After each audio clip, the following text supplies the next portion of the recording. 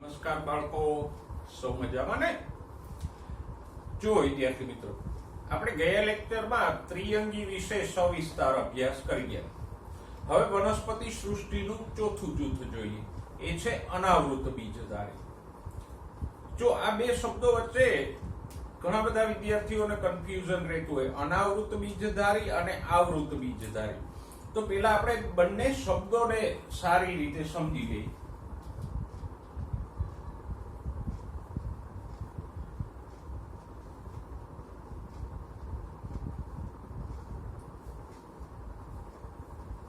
અનાવૃત બીજધારી, અનાવૃત, આવૃત એટલે ઢંકાયેલા, અનાવૃત એટલે ઢંકાયેલા ન હોય એવા ખુલ્લા.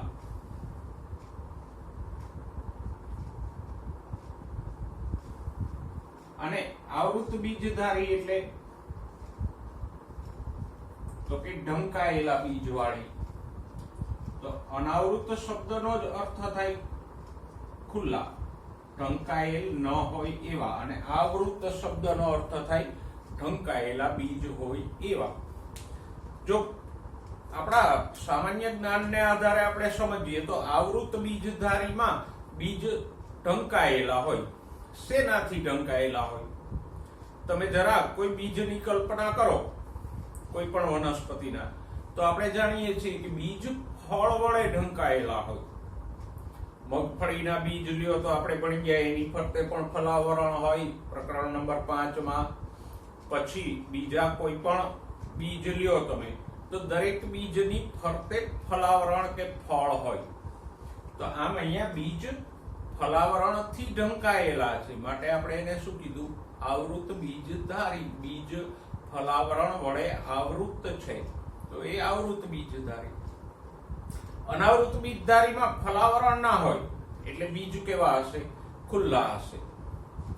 તો આમ જેમાં બીજ ખુલ્લા હોય, ફલાવરણથી ઢંકાયેલા ના હોય, એ અનાવૃત બીજધારી. અનાવૃત એટલે આવૃત ન હોય એવા, અને જેમાં બીજ ફલાવરણ વડે આવૃત હોય, એ આવૃત બીજધારી.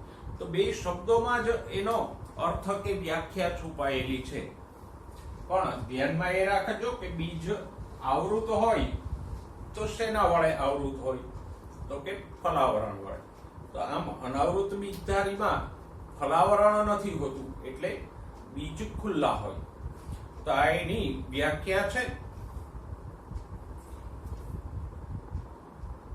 તો અહીંયા સૌથી પહેલું લક્ષણ આપણે લખી શકીએ, બીજ ખુલ્લા કે નગ્ન.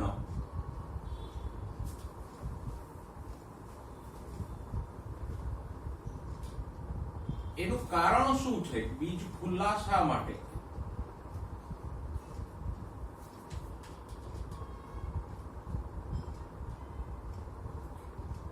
તો કે અંડકો જ ખુલ્લા હોય.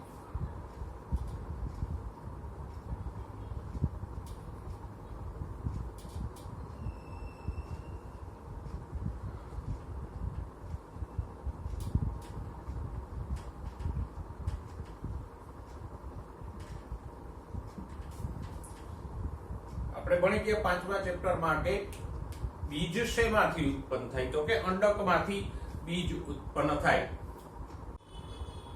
તો અહીંયા અંડકો જ ખુલ્લા છે, તો પછી અંડકમાંથી બનતા બીજ પણ ખુલ્લા હશે. આવૃત બીજધારીમાં રચના કેવી હતી? તો કે અંડકો બીજાશયની અંદર હતા. દાખલા તરીકે એક રચના આપણે દોરીએ.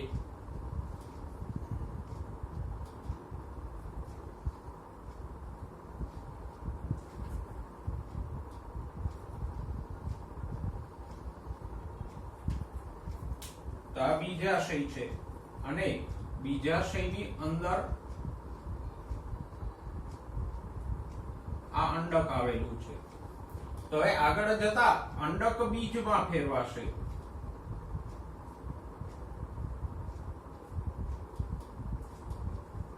ફલન થશે એટલે અંડક શેમાં ફેરવાઈ જશે? બીજમાં.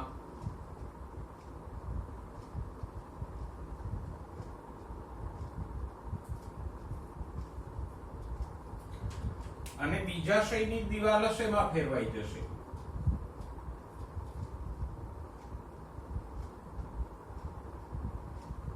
તો કે ફલન થાય એટલે બીજાશયની દિવાલ ફલાવરણમાં ફેરવાઈ જાય.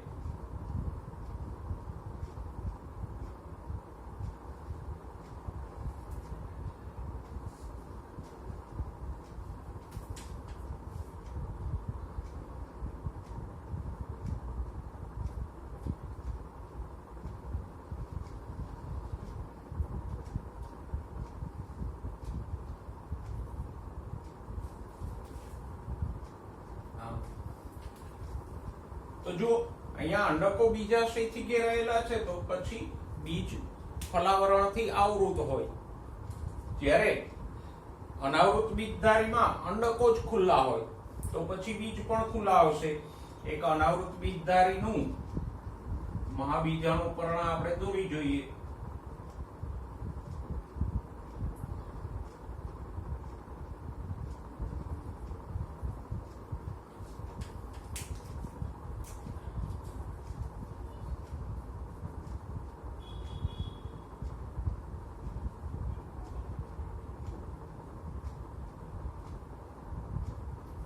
આ અંડક છે.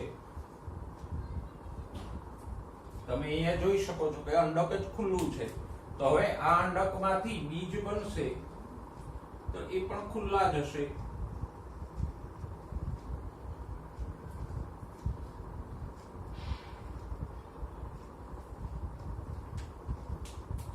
તો બધા અંડકો હોય આગળ જતા બીજમાં ફેરવાશે, પણ આ બધા બીજ કેવા હશે? ખુલ્લા હશે.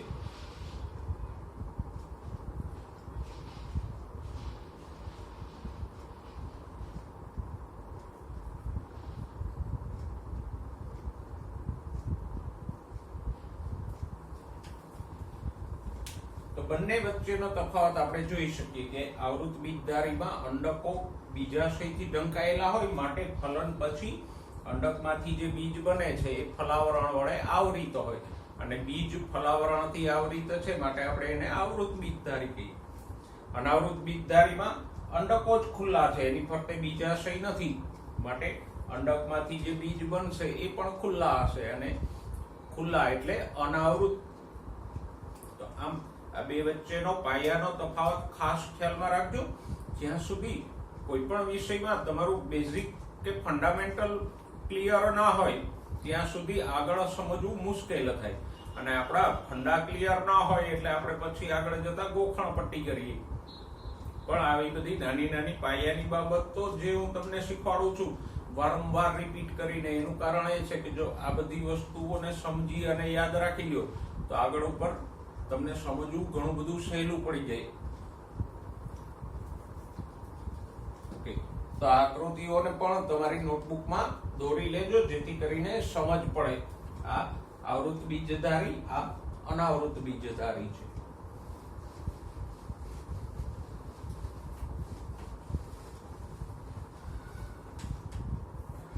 ઓકે, તો આપણે અનાવૃત બીજધારીની વ્યાખ્યાની વાત કરી. હવે જોઈએ સ્વરૂપ.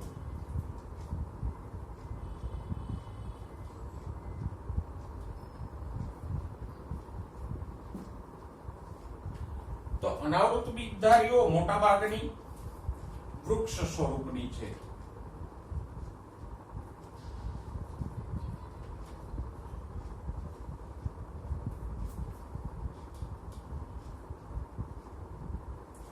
થોડીક ક્ષુપ સ્વરૂપની છે. એકમાત્ર છોડ છે કયો છે? ઝામિયા. ઝામિયા પિગ્મિયા નામની અનાવૃત બીજધારી છે. એ એક જ સૌથી નાની અને છોડ સ્વરૂપની છે.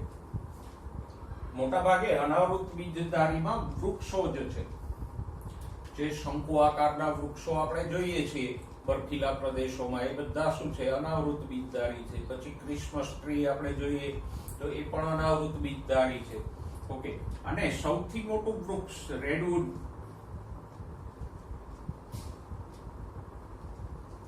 અથવા એની પ્રજાતિનું નામ છે સિકોયા.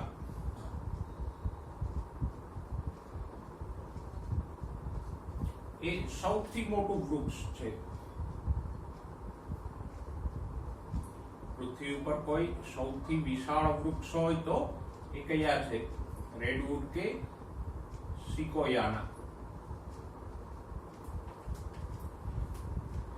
ક્યારેક નેટ ઉપર સર્ચ મારીને જોજો, ઘણા બધા રેડવુડના વૃક્ષો તો, સિકોયાના વૃક્ષો તો એટલા બધા મોટા છે કે એના થોડાની વચ્ચેથી કાર પસાર થઈ શકે એવો રસ્તો પણ બનાવવામાં આવે, અને ઘણા બધા માણસો આમ ચક્કર લગાવે ત્યારે એના થોડાને આવરી શકાય. એટલા બધા વિશાળ વૃક્ષો હોય તો તમે ફોટામાં કે વિડીયોમાં એની વિશાળતાને જોઈ શકો. પણ અહીંયા એટલું યાદ રાખજો કે સૌથી નાની અનાવૃત બીજધારી કઈ છે? જામિયા. અને સૌથી વિશાળ વૃક્ષ હોય તો કયું છે? સિકોયા કે રેડવુડ. તો આમ સ્વરૂપની વાત કરીએ તો મુખ્યત્વે વૃક્ષો છે, અમુક ક્ષુપ છે, અને એકમાત્ર જામિયા છોડ સ્વરૂપની અનાવૃત બીજધારી છે. ઓકે, સ્વરૂપ પછી મૂળ પ્રકાંડ પર્ણના લક્ષણો જોઈએ.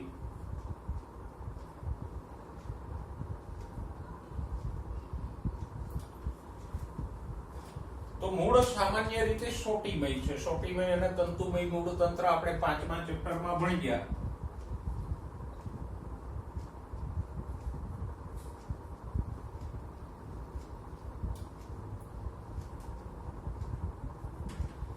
અને 5મું ચેપ્ટર પહેલા ભણાવવાનો મારો હેતુ જે હતો કે એ બધી ટર્મિનોલોજી તમને સમજાઈ જાય તો આ પ્રકરણમાં એ શબ્દો આવે તો સહેલાઈથી તમે સમજી શકો.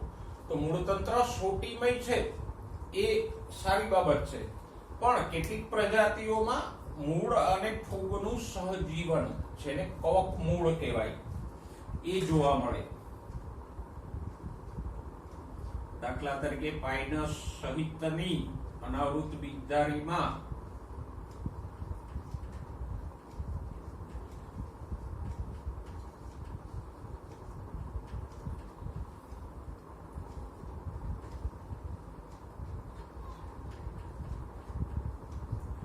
મૂળ અને ફૂગનું સહજીવન જોવા મળે.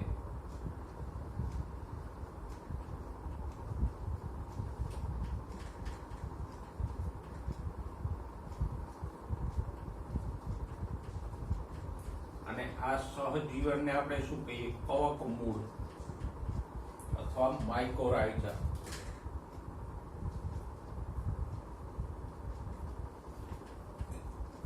આનો ઉલ્લેખ આપણે બીજા ચેપ્ટરમાં સૃષ્ટિ ફૂગમાં પણ કરી ગયા.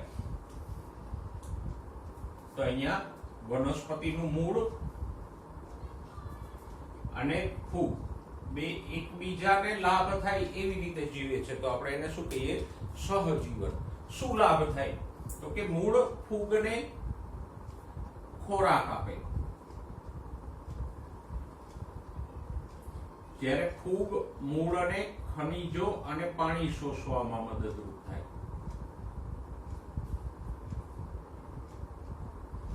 તો અહીંયા બંને એકબીજાને લાભ કરાવે છે. તો આવી કવક મૂળતા એમાં જોવા મળે.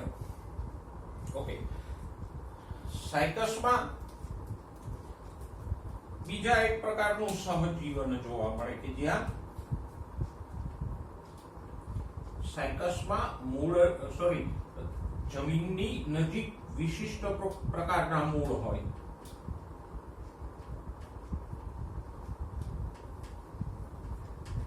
સોટીમય મૂળ તંત્ર તો હોય જ, પણ વધારામાં પ્રવાળ મૂળ નામના વિશિષ્ટ પ્રકારના મૂળ હોય.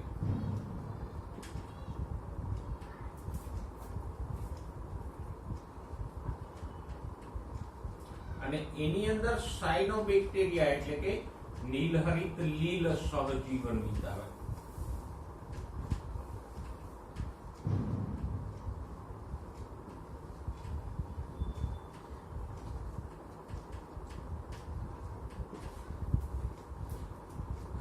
અહીંયા શું થશે? તો કે પ્રવાળ મૂળ અને સાયનોબેક્ટેરિયા વચ્ચેનું સહજીવન છે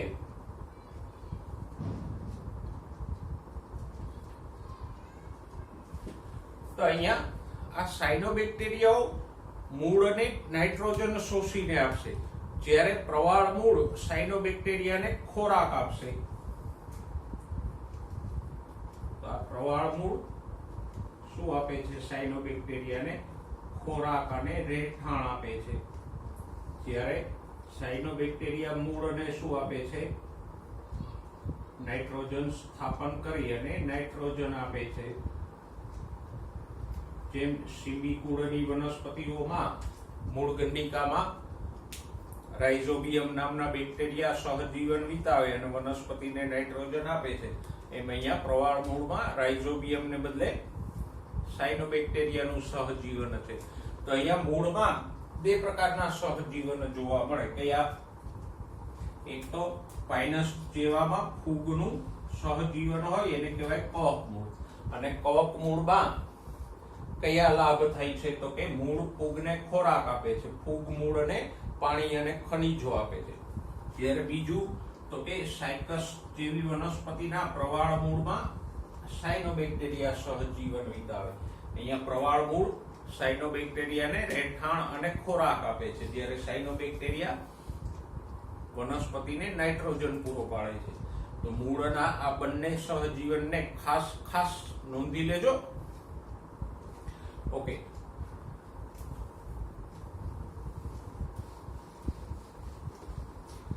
હવે આગળ જઈએ. મૂળ પછી પ્રકાંડ.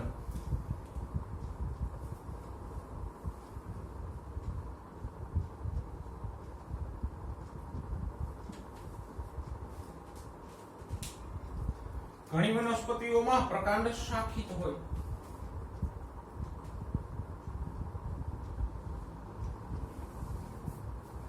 દાખલા તરીકે પાઇનસ, પછી સિટ્રસ એટલે દેવદાર, અને ઘણી અનાવૃત બીજધારીમાં પ્રકાંડ અશાખિત હોય. દાખલા તરીકે સાયકસ પણ ઘણી બધી જગ્યાએ બગીચાઓમાં હોય, એકદમ ખજૂરીના ઝાડ જેવું લાગે અને એનું પ્રકાંડ ખજૂરીની જેમ જ અશાખિત હોય. તો પ્રકાંડ પણ શાખિત કે અશાખિત છે. નેક્સ્ટ, એના પછી જોઈએ પર્ણો. મૂળ પ્રકાંડ પછી ત્રીજો ભાગ જોઈએ પર્ણો. પર્ણો પણ અહીંયા બે અલગ અલગ પ્રકારના હશે. સાયકસ જેવી વનસ્પતિઓમાં લીલા વાનસ્પતિક પર્ણો પણ હોય અને સલ્કી પર્ણો પણ હોય.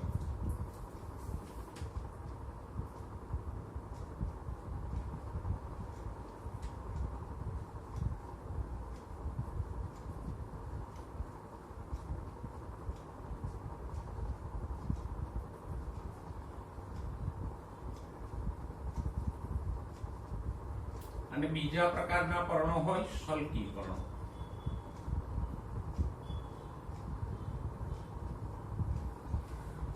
જો અહીંયા એક નાની એવી ડાળી હું દોરું,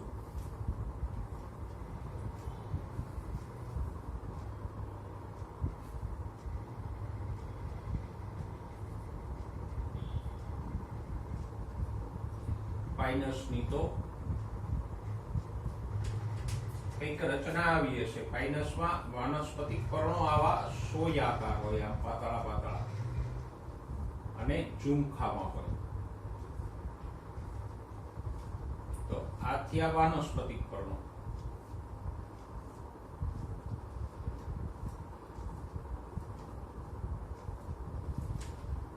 જ્યારે પ્રકાંડની ઉપર અસંખ્ય નાના નાના આવા ભાગો હોય, ખોતરા જેવા, સલ્કી એટલે ખોતરા જેવા, તો એને કહેવાય સલ્કી પર્ણો. તો પર્ણો અહીંયા બે પ્રકારના હોય, લીલા વાનસ્પતિક પર્ણો અને બીજા છે સલ્કી પર્ણો. સમજાય છે? આ જે મોટા અને લીલા પ્રકાશ સંશ્લેષી પર્ણો છે એને કહેવાય વાનસ્પતિક પર્ણો, અને અહીંયા જે નાના નાના ખોતરા જેવા છે એને કહીશું સલ્કી પર્ણો. ઓકે,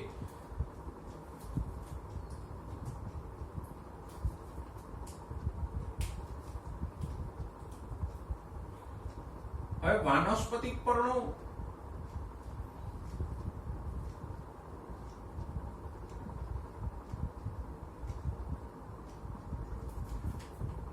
સંયુક્ત પીછાકાર.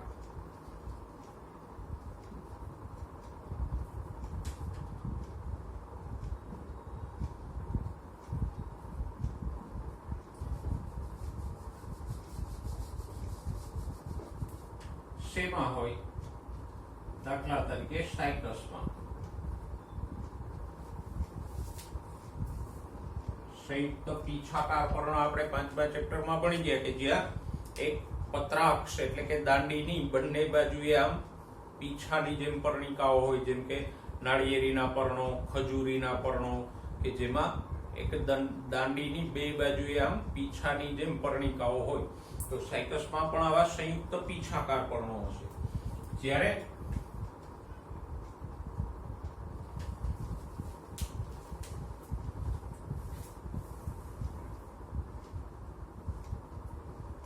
અમુકમાં સોયાકાર હોય, દાખલા તરીકે પાઇનસ, સિટ્રસ એટલે દેવદાર, પછી ક્રિસમસ ટ્રી, એ બધામાં સોયાકાર પર્ણો હશે. તો જો અહીંયા પર્ણો બે પ્રકારના છે મૂળભૂત: લીલા વાનસ્પતિક પર્ણો અને સલ્કી પર્ણો. વાનસ્પતિક પર્ણો પણ બે પ્રકારના છે. અમુક સાયકસ જેવામાં સંયુક્ત પીછાકાર છે, જ્યારે પાઇનસ કે દેવદાર, સિટ્રસમાં સોયાકાર છે, એટલે એકદમ આમ પાતળા પાતળા હોય, સળી જેવા. તો અહીંયા આપણે મૂળ પ્રકાર પર્ણોની ચર્ચા કરી. હવે અમુક અનુકૂલનો જોઈએ.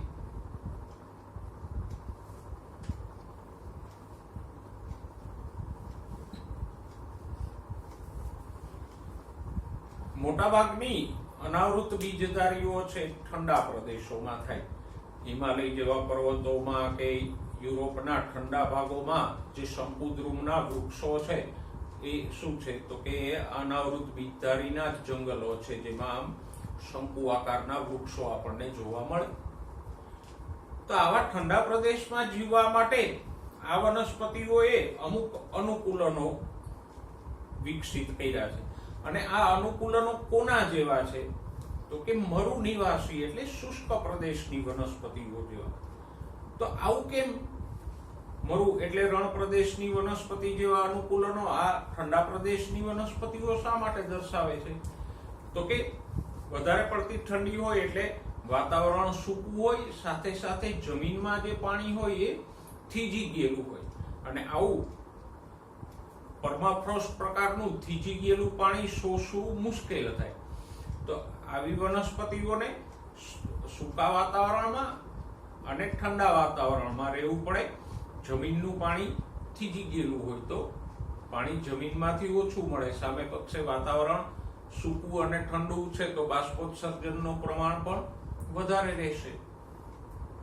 તો આ વનસ્પતિ ભલે ઉગે છે ઠંડા પ્રદેશોમાં, પણ એને પાણીની અછતનો સામનો કરવો પડે રણ પ્રદેશની વનસ્પતિઓની જેમ જ. તો ખાસ ખ્યાલમાં રાખજો, અનાવૃત બીજધારીમાં એમાંય ખાસ કરીને શંકુદ્રુમ પ્રકારની વનસ્પતિઓમાં કયા પ્રકારના અનુકૂલનો જોવા મળે? મરુ નિવાસી એટલે શુષ્ક પ્રદેશની કે રણ પ્રદેશની વનસ્પતિ જેવા અનુકૂલનો આપણને જોવા મળે. તો અહીંયા પર્ણો કેવા હશે?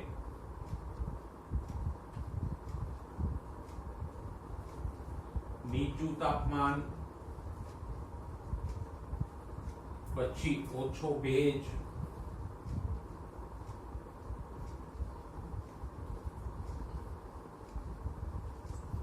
અને પવનની તીવ્રતા એટલે કે વધારે પડતા પવન સામે ટકી શકે એવા.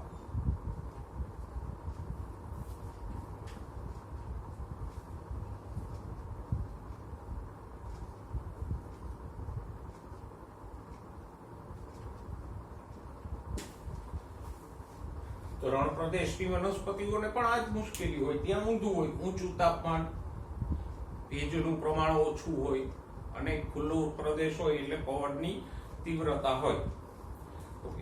કયા કયા અનુકૂલનો જોવા મળે? તો કે પર્ણો સોયાકાર છે, જેથી કરીને સપાટીનો વિસ્તાર ઘટે.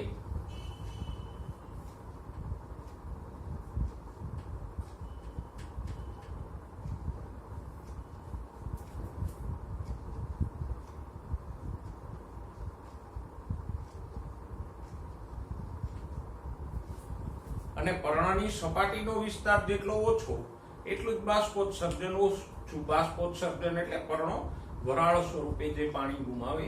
તો આમ પાણી બચાવવા માટે અહીંયા પર્ણો કેવા છે?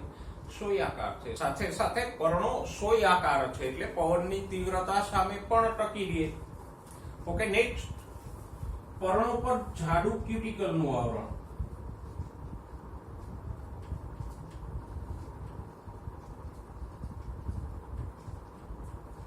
ક્યુટિકલનું આવરણ આપણે 6થા ચેપ્ટરમાં ભણી ગયા.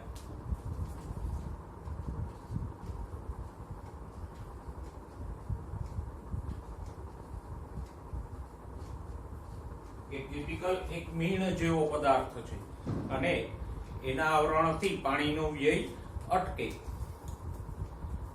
અને વાયુરંધ્રો કેવા છે? નિમગ્ન.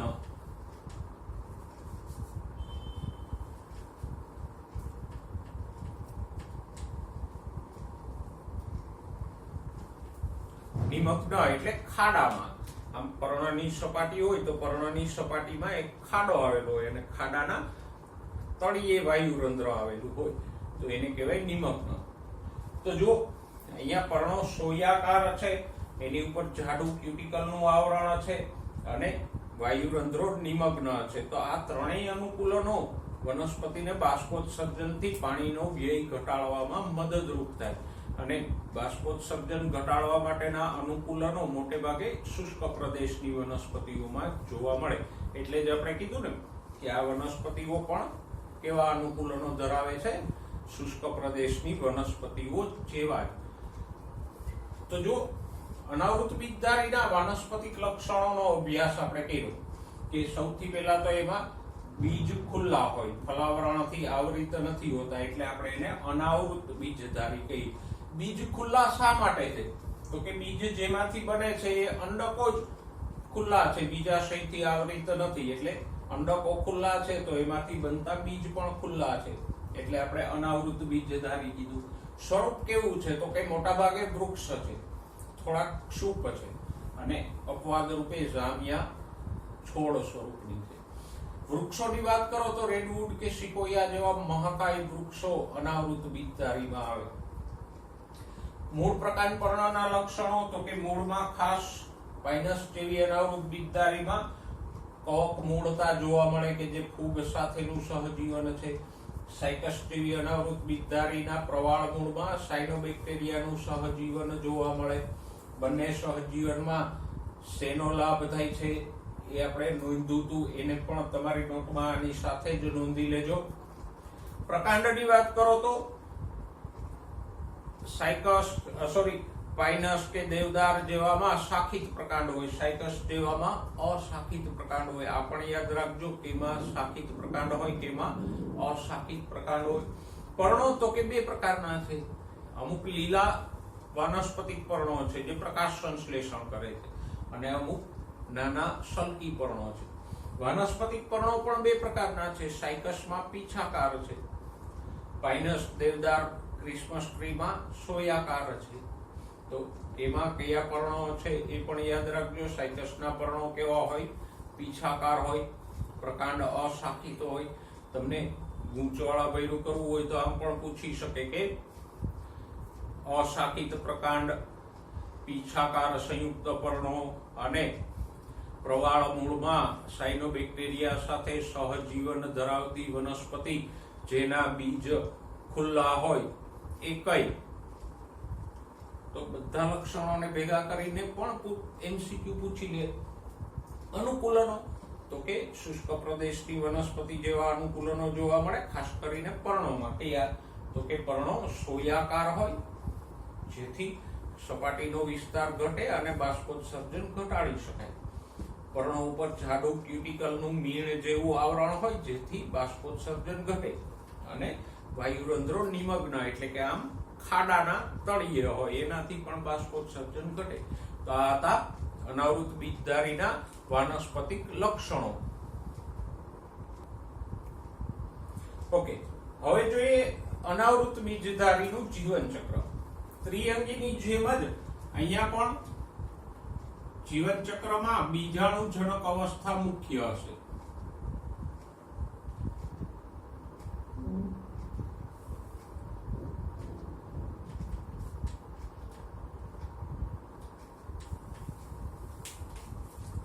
તો અહીંયા બીજાણુજનક અવસ્થા મુખ્ય છે અને જે છોડ, શુક કે વૃક્ષ છે એ બીજાણુજનક છે.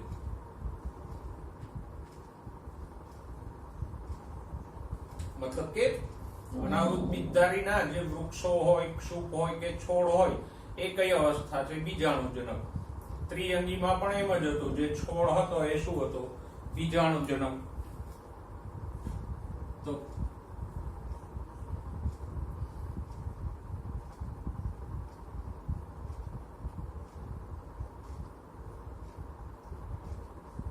જે કઈ અહીંયા છોડ, શુક કે વૃક્ષ છે એ કયું સ્વરૂપ છે? બીજાણુજનક.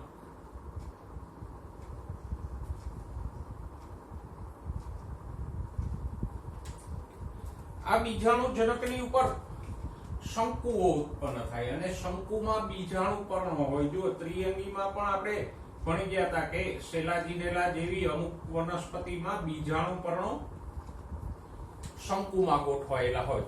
તો અહીંયા પણ શંકુઓમાં જ બીજાણુ પર્ણો હશે.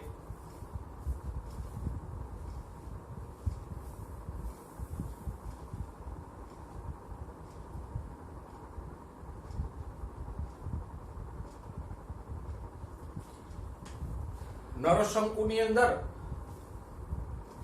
લઘુ બીજાણુ પર્ણો હોય, જ્યારે માદા શંકુમાં મહાબીજાણુ પર્ણો હોય. બધી જ અનાવૃત બીજધારીઓ વિષમ બીજાણુ છે, એટલે લઘુ બીજાણુઓ અને મહાબીજાણુઓ અલગ અલગ હશે. પણ હા,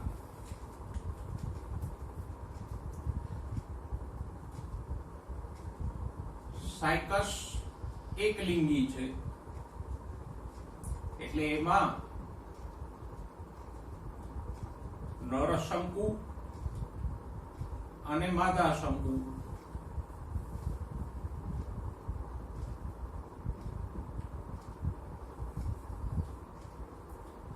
જુદા જુદા વૃક્ષો પર હશે. જ્યારે પાઇનસમાં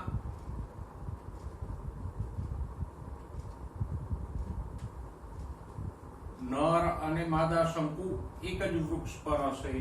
તો સાયકસ એકલિંગી છે, પાઇનસ દ્વિલિંગી છે.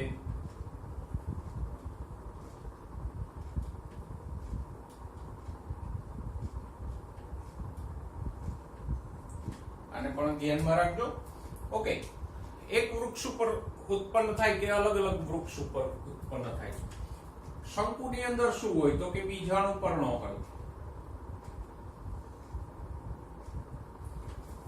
નર શંકુમાં લઘુ બીજાણુ પર્ણો હશે, માદા શંકુમાં મહાબીજાણુ પર્ણો હશે.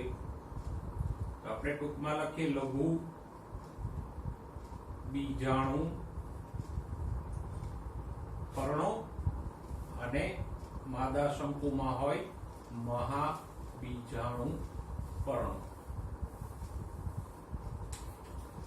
અને આ બીજાણુ પર્ણોની ઉપર બીજાણુ ધાનીઓ હોય.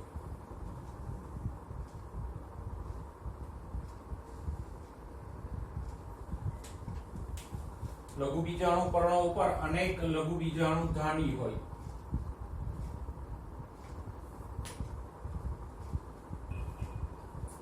અને મહાબીજાણુ પર્ણો ઉપર મહાબીજાણુ ધાની હોય. આપણે ડિટેલમાં આમ લખી શકીએ, મહાબીજાણુ પર્ણો ઉપર અંડક આવેલું હોય અને અંડકની અંદર મહાબીજાણુ ધાની હોય.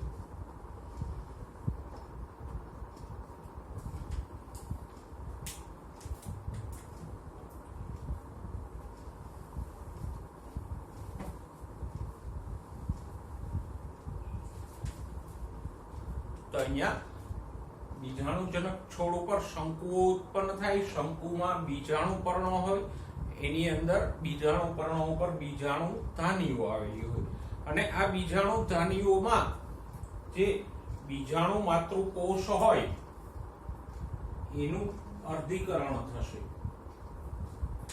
લઘુ બીજાણુ ધાનીમાં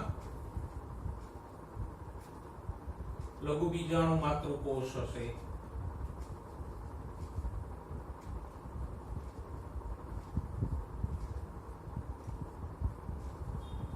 અને મહાબીજાણુ ધાનીમાં મહાબીજાણુ માતૃકોષ હશે. આ બધા જ કોષો છે કઈથી લઈને બધા કેવા હશે? દ્વિકીય 2n જ હશે.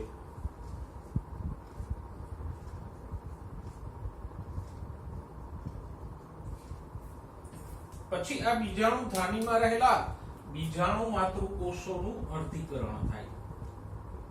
લઘુ બીજાણુ માતૃકોષ અને મહાબીજાણુ માતૃકોષોનું અર્ધીકરણ સ્વરૂપે વિભાજન થાય.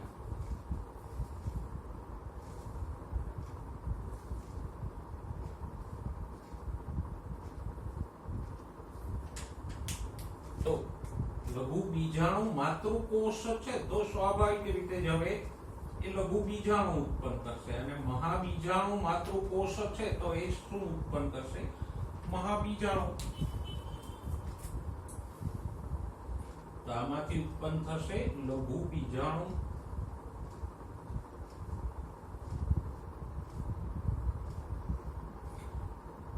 એના માટે બીજો શબ્દ વપરાય પરાગરજ.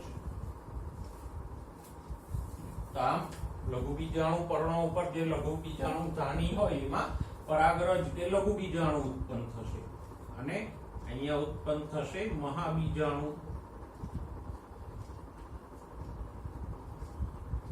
તો જો બીજાણુઓ તો દ્વિઅંગી ત્રિઅંગીમાં પણ ઉત્પન્ન થતા હતા, અહીંયા અલગ છે એટલે આપણે લઘુ બીજાણુ મહાબીજાણુ અલગ લખ્યા.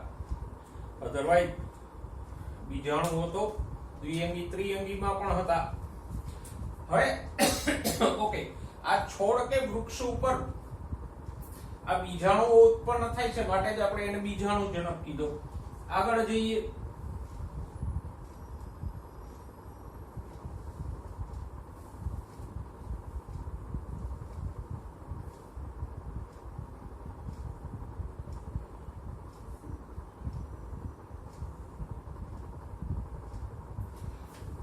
હવે શું થશે? તો કે આ બીજાણુઓની અંદર જ જન્યુઓ ઉત્પન્ન થઈ જશે. આ લઘુ બીજાણુ છે તો એની અંદર નરજન્યુ ઉત્પન્ન થઈ જશે.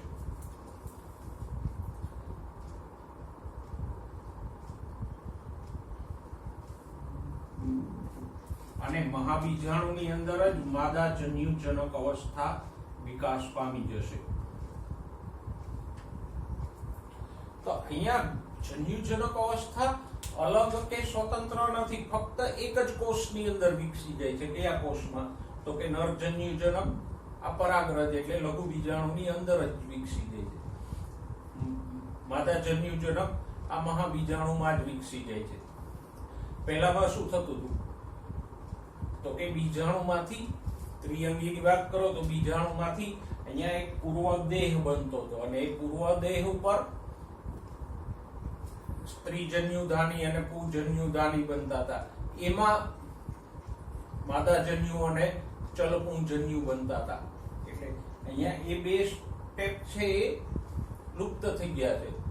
બીજાણુમાંથી જન્યુજનક દેહ વિકસે, એ જન્યુજનક દેહ ઉપર પુંજન્યુધાની સ્ત્રીજન્યુધાની બને અને એમાંથી જન્યુઓનો વિકાસ થાય. અહીંયા સીધો બીજાણુની અંદર જ જન્યુજનક વિકાસ પામે અને જન્યુઓ ઉત્પન્ન થઈ જાય.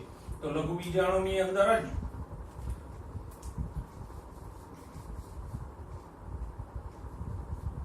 નરજન્યુ ઉત્પન્ન થશે અને મહાબીજાણુની અંદર જ માદાજન્યુ જનકનો વિકાસ થઈ અને માદાજન્યુ ઉત્પન્ન થઈ જશે. અહીંયા જન્યુજનક અવસ્થા બીજાણુઓની અંદર જ વિકસી જાય છે, એ કોઈ સ્વતંત્ર કે બહુકોષીય નથી. ઓકે, આ લક્ષણોને તમે નોંધી લેજો.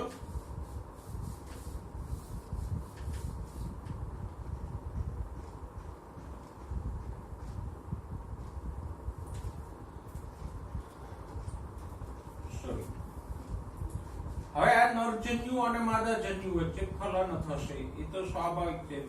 જન્યુઓ હોય તો એની વચ્ચે ફલન થાય.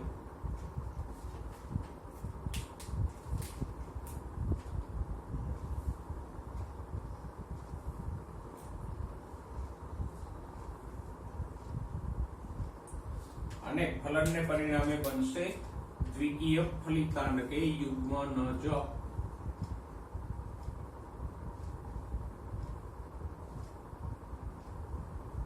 અને ફલિતાંડ એ જન્યુજનક અવસ્થાનો બીજાણુજનક અવસ્થાનો પહેલો કોષ છે અને અર્ધીકરણથી જન્યુજનક અવસ્થા શરૂ થાય. ઓકે, પછી ફલિતાંડમાંથી ભ્રૂણ વિકાસ થઈ અને બીજ બનશે.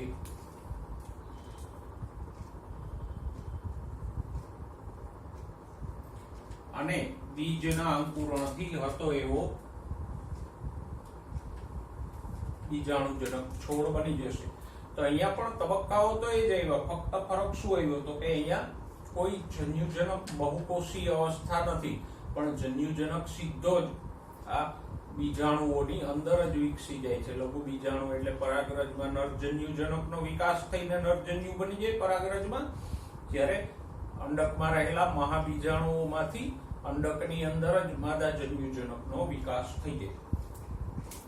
તો અહીંયા જન્યુજનક અવસ્થા એકદમ નાની એક કોષીય થઈ ગઈ, જ્યારે ત્રિઅંગીમાં જન્યુજનક થોડાક કોષો વાળો પ્રદેહ કે પૂર્વદેહ સ્વરૂપનો હતો અલગથી, જ્યારે અહીંયા અલગ નથી, એ બીજાણુઓની અંદર જ વિકસી જાય છે. એને ખાસ ધ્યાનમાં રાખજો.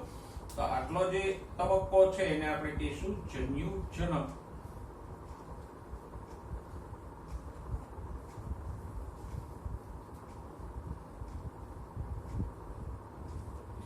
અને આ તબક્કાને કહીશું બીજાણુજનક તબક્કો. ફલિતાંડથી લઈ અને અર્ધીકરણ સુધીનો તબક્કો છે, ફલનથી અર્ધીકરણ સુધીનો, એ બીજાણુજનક તબક્કો. અને અર્ધીકરણથી ફલન સુધીનો તબક્કો છે એ જન્યુજનક તબક્કો.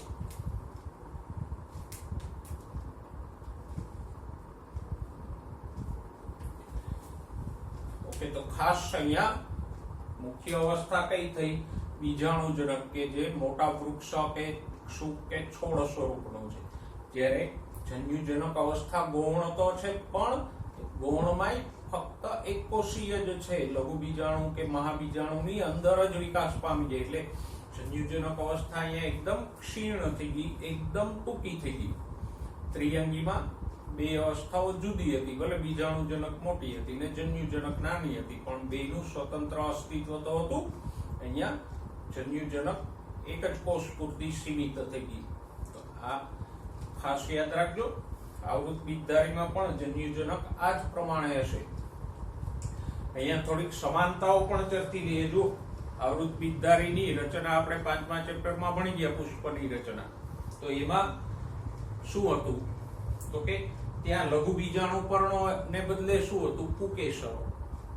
જો આને પકડો, પરાગરજને અને અંડકને, એ બે શબ્દો આપણા જાણીતા છે. તો પરાગરજ ક્યાં ઉત્પન્ન થતી હતી? પુકેશરમાં. બીજાણુ પર્ણ અને પુકેશર બે કાર્યની રીતે સમાન થયા. લઘુ બીજાણુ ધાની, પરાગાશયની અંદર લઘુ બીજાણુ ધાની હોય અને એમાં લઘુ બીજાણુ કે પરાગ માતૃકોષો હોય, એના અર્ધીકરણથી પરાગરજ ઉત્પન્ન થાય. તો લઘુ બીજાણુ પર્ણોને બદલે ત્યાં પુકેશરો હતા. લઘુ બીજાણુ ધાનીને બદલે પરાગાશય હતું. મહાબીજાણુ પર્ણને બદલે આવૃત બીજધારીમાં સ્ત્રીકેસર હોય, એની અંદર અંડક ઉત્પન્ન થાય. આમ લઘુ બીજાણુ પર્ણો એ કુકેસર સાથે સમાનતા દર્શાવે કાર્યમાં, અને મહાબીજાણુ પર્ણો કાર્યની દ્રષ્ટિએ સ્ત્રીકેસર સાથે સમાનતા દર્શાવે.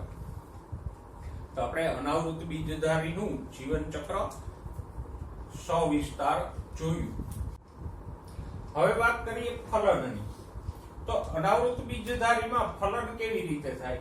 તો કે આ નરશંકુની લઘુ બીજાણુ પર્ણોની લઘુ બીજાણુ ધાનીઓમાંથી મુક્ત થયેલી પરાગરજ કે જેની અંદર નરજન્યુ હોય એ પવન દ્વારા ઉડતી અહીંયા પડે. જો આ એક મહાબીજાણુ પર્ણ આપણે દોર્યું છે, એની ઉપર આ અંડકો છે, અને એક અંડકની રચના મેં અહીંયા મોટી કરીને દોરી છે.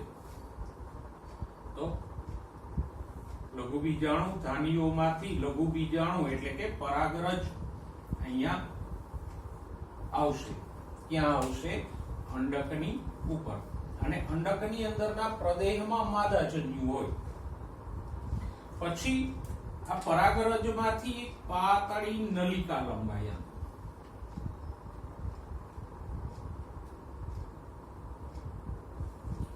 એને કહેવાય પરાગ નલિકા. તો પરાગરજ અંડકની ઉપર પડે અને પછી પરાગરજમાંથી પરાગ નલિકા લંબાય.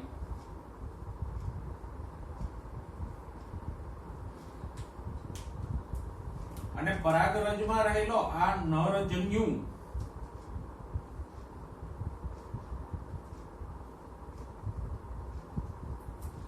આ પરાગ નલિકામાં થઈ અને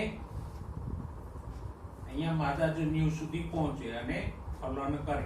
ફલન થાય એટલે આ અંડક ની અંદર ફલિતાંડ બની જાય, અને પછી ફલિતાંડમાંથી ભ્રૂણ વિકસે અને અંડકમાંથી બીજ વિકસી જાય. તો આવી રીતે અહીંયા જેમ આવૃત બીજધારીમાં થાય છે એમ જ પરાગરજમાંથી પરાગનલિકા વિકસે અને પરાગનલિકા દ્વારા નરજન્યુઓ અંડકમાં રહેલા માદાજન્યુ સુધી પહોંચે અને ફલન કરશે. એટલે ફલિતાંડ ક્યાં બને છે? અંડકની અંદર જ બને છે. અને પછી ફલિતાંડમાંથી ભ્રૂણ વિકસે અને અંડકમાંથી બીજ વિકસી જાય. ઓકે, હવે અહીંયા આપણે વાત કરી ગયા કે નરજન્યુજનક કે માદાજન્યુજનક સ્વતંત્ર કે મુક્ત જીવી નથી, પણ એ લઘુ બીજાણુની અંદર નરજન્યુજનક અને મહાબીજાણુની અંદર જ માદાજન્યુજનકનો વિકાસ થઈ જાય. તો જન્યુજનક અવસ્થા અહીંયા એકદમ ગૌણ છે. અને જે કંઈ ફલિતાંડ બને છે અને આગળનો વિકાસ થાય છે એ પણ ક્યાં થાય છે? આ છોડ કે વૃક્ષની ઉપર જ. એટલે જ અંડકમાંથી જે બીજ વિકસે છે એ ક્યાં ચોંટેલા હોય? છોડની કે વૃક્ષની ઉપર જ ચોંટેલા રહે છે. અલગથી વિકાસ થતો નથી, કારણ કે અહીંયા જન્યુજનક પોતે જ બીજાણુજનક છોડ કે વૃક્ષની ઉપર ચોંટેલો રહે છે, અલગ પડતો નથી. જ્યારે ત્રિઅંગીમાં તો જન્યુજનક પૂર્વદેહ છે એ બીજાણુજનક છોડથી જુદો પડીને વિકાસ પામતો હતો, અને પછી એ જન્યુજનક પૂર્વદેહની ઉપર ફલિતાંડ વિકસતું હતું. જ્યારે અહીંયા તો આ મહાબીજાણુ અંડકની અંદર હોય, અને અંડક ક્યાં હોય? માદાશંકુમાં. માદાશંકુ ક્યાં હોય? આ વૃક્ષની ઉપર. તો વૃક્ષની ઉપર જ મહાબીજાણુ જળવાય છે. મહાબીજાણુની અંદર માદાજન્યુ બને છે. એનું ફલન થઈ અને ફલિતાંડ પણ જે તે વૃક્ષ કે છોડની ઉપર જ રહે છે, અને એમાંથી વિકસતું બીજ પણ આ બીજાણુજનક વૃક્ષ કે છોડની ઉપર જ છે. તો અહીંયા પશ્ચફલન વિકાસ બીજાણુજનક પિતૃ છોડ સાથે વળગીને જ થાય છે, અલગથી થતો નથી. તો આપણે અનાવૃત બીજધારીના આટલા લક્ષણો સવિસ્તાર જોયા. આ જીવન ચક્ર છે એને પણ તમારી નોટમાં જરા દોરી લેજો.